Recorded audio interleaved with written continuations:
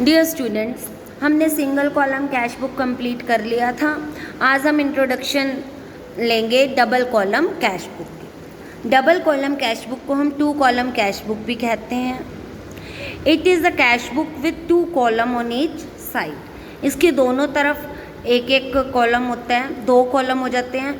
One column for recording cash, जैसे cash का receipt और पेमेंट का कॉलम था ना, उसके बदले अब वहाँ दो कॉलम हो जाता है। एक हो जाता है कैश के लिए और दूसरा हो जाता है बैंक ट्रांजैक्शन के लिए। एक कॉलम में हम कैश रिलेटेड ट्रांजैक्शन कर देंगे और दूसरे कॉलम में बैंक रिलेटेड ट्रांजैक्शन करेंगे। द एडवांटेजेस, अगर आपसे 2 मार्क्स में अगर पूछा जाए कि टू कॉलम के एडवांटेज क्या हैं, तो आप बता सकते हैं। जैसे कैश बुक बनाने का एडवांटेज, मेन एडवांटेज था कि हमें कैश अकाउंट नहीं बनाना पड़ेगा लेज़र में।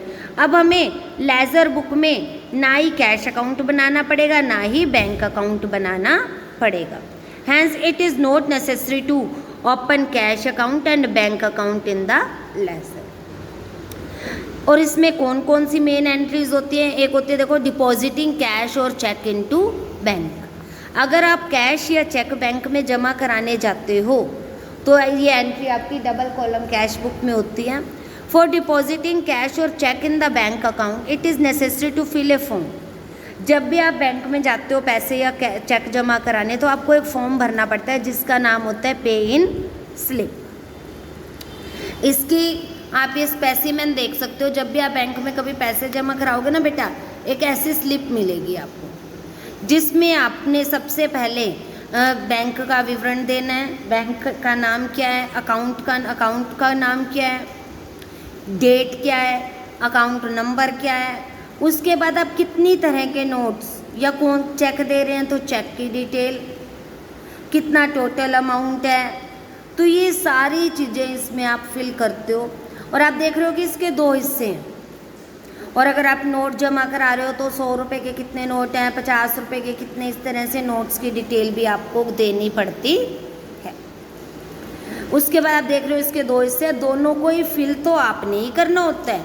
जब आप इन्हें फिल करके अकाउंटेंट को देते हो, बैंक में पैसे जमा कराते हो देते हो, तो वो इसके 2 हिस्से कर देता है और इस एक हिस्सा वो अपने पास रख लेता है बैंक में, हमारे अकाउंट में और आगे की एंट्रीज करने के लिए। और इस हिस्से पर प्राप्तकर्ता, बैंक का जो अधिकारी आपसे पैसे प्राप्त कर रहा है, वो यहाँ पे अपने सिग्नेचर करके आपको दे देता है, जो आपके पास ऐसे प्रूफ होता है कि आपने पैसे बैंक में जमा करवा दिए हैं।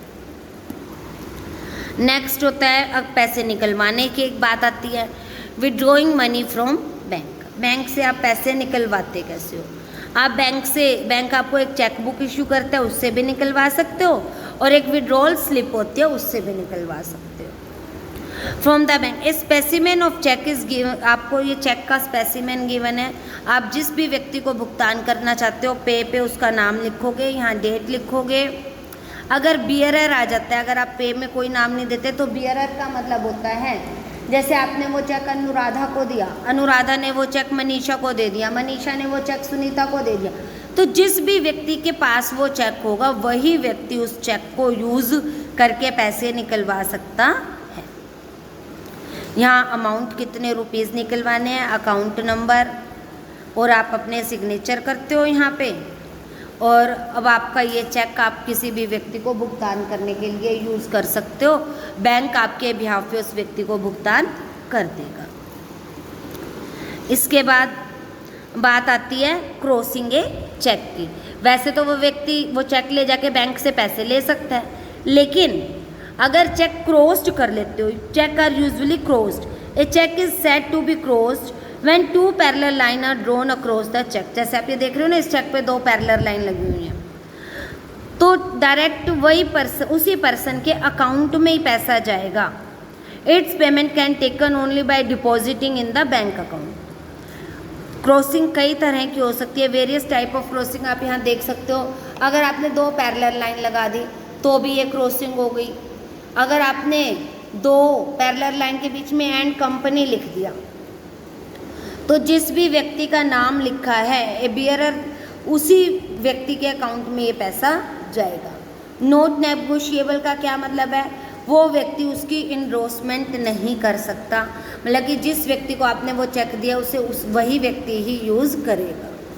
अकाउंट पे ओनली, अकाउंट पे ओनली अगर आपने क्रॉसिंग किया तो ये पैसा सिर्फ उसी के अकाउंट में जाएगा। एक्सिस बैंक न्यू दिल्ली, इसका मतलब ये पैसा सिर्फ इसी बैंक में ही जाएगा। The endorsement defective, the title of a person receiving cheque on endorsement will be defective. तो इस तरह से कई तरह की क्रॉसिंग यहाँ हो सकती है।